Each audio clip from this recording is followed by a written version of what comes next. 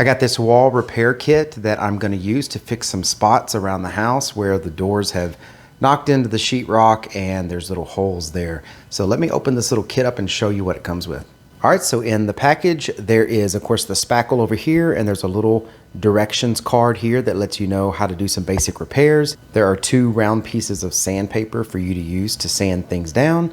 There is a small putty knife here, and it actually comes with some gloves. So this is the spackle here. This gives you an idea of how big this little package is. When you open this up, there's going to be wet spackle in there that is used to fill in all the little holes or cracks, nail holes. I mean, pretty much anything you need to fill in your sheetrock, this should be able to do it, as long as it's small enough where you don't have to use like a backing or mesh or something like that. This should work fine. So let me go show you how I'm going to use this to repair the wall. So here's a little spot where the doorknob hits the wall. So the first thing I did was I got some of this out of the container and I put it on my finger, and then I came in and kind of filled this in. Now, it's all according to how your walls are done on how you want to apply this. Now, we have a textured wall. This is called knockdown texture.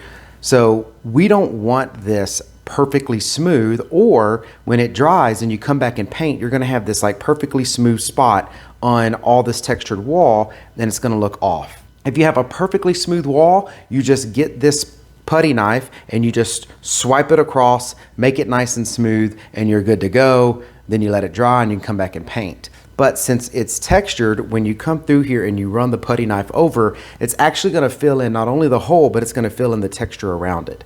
So what I did, and that's why I did this one already and washed my hands, but I came in and I puttied this in. I did put the putty knife over it to make it flat.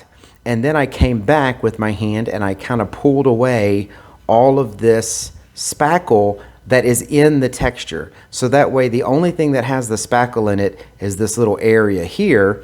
Around here, now when you paint it, it's actually going to have still the texture there and not have the texture filled in by the spackle. So the spackle actually dries pretty quick, but what I do is I putty it the day before, I let it dry, I check it tomorrow, and then if it's all nice and hard and dried, then I'll paint over it.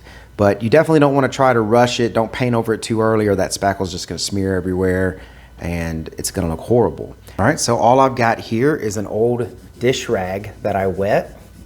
And as you can see, the spackle will wipe away if you use a moist rag.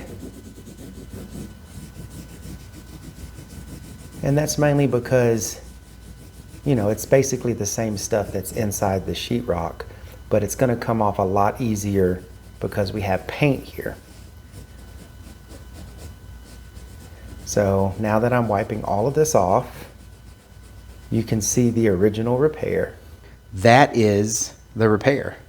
So now all I got to do is put touch-up paint on that and it's good. I hope this video was helpful. If it was, please give it a thumbs up. Thank you for watching. I appreciate it. Y'all take care.